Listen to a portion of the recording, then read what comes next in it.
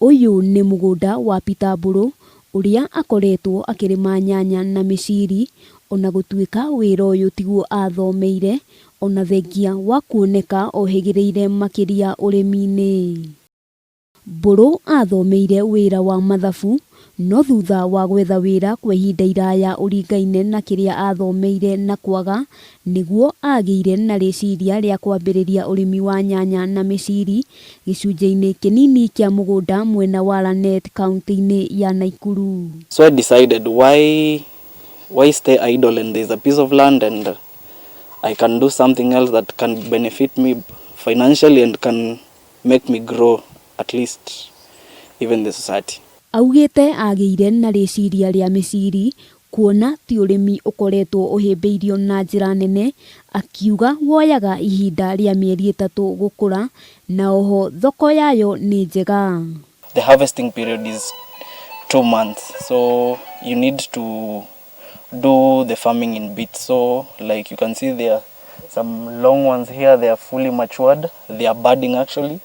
As you can see, these are the buds, then they'll develop into fruits, and that is where I get my long beans from.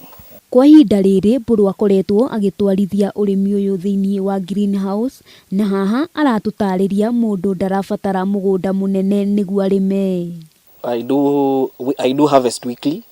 I harvest like when it's peak, I do harvest from half a ton to close to 1 ton. Mwena-ini wake ithe wa Mburu augite ni akoretwo akinyitirira muruwe urimi-ini uyu na njira ciothe niguo gutigirira ni agia na maciaro mega mari na umithio, na haha agatara mbeu njithi kwagaga kuhocia mwihoko wao kuri wira wa kwandikwo amu mari na uhoti wa kwiyandika o ene. It's a true picture that you can have the education, and being learned does not mean you can only be employed in a white collar job. There's a lot of money out there, especially when you go into farming, and the only way is how you venture into that farming. Gukiri uguo Mburu augite mundu angienda kugacira muturire-ini no nginyagia erutanirie atekucagura wira, guku akiuga gutire kiega kiumaga hega na no nginyagia mundu eharirie kunoga. Let him know the different areas, not only what he learnt on.